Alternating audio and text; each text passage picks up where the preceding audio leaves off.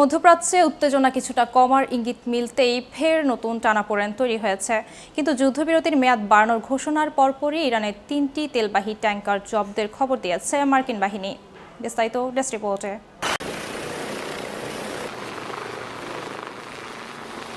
যুক্তরাষ্ট্র ও ইরানের মধ্যকার চলমান উত্তেজনার মধ্যে নতুন করে চাঞ্চল্য তৈরি হয়েছে। যুদ্ধবিরতির মেয়াদ অনির্দিষ্টকালের জন্য বাড়ানোর ঘোষণার মাত্র একদিন পরেই ইরানের পতাকাবাহী 3টি তেলবাহী ট্যাংকার জাহাজ জব্দ করেছে মার্কিন সামরিক বাহিনী।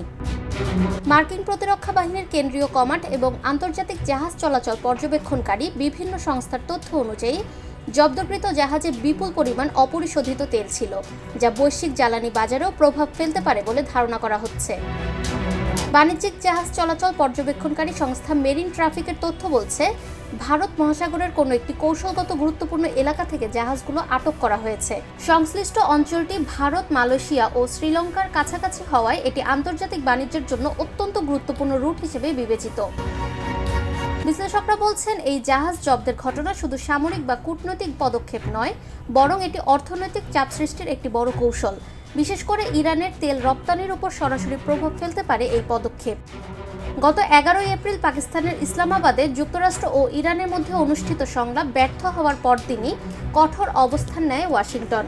12 এপ্রিল মার্কিন প্রেসিডেন্ট ঘোষণা দেন, ইরান শান্তি চুক্তিতে না আসা পর্যন্ত দেশটির বন্দরগুলো কার্যত অবরুদ্ধ থাকবে। আন্তর্জাতিক পর্যবেক্ষকরা মনে করছেন, একদিকে যুদ্ধবিরতির ঘোষণা, অন্যদিকে জাহাজ জব্দ এই দ্বৈত অবস্থান পরিস্থিতিকে আরও জটিল করে তুলছে। এতে করে মধ্যপ্রাচ্য অঞ্চলে নতুন করে উত্তেজনা বাড়ার আশঙ্কা তৈরি হচ্ছে।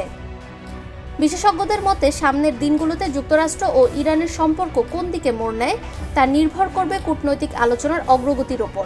ফাহমিদা বিনতে আনোয়ার, নিরপেক্ষ, সত্য প্রকাশে আপোষহীন।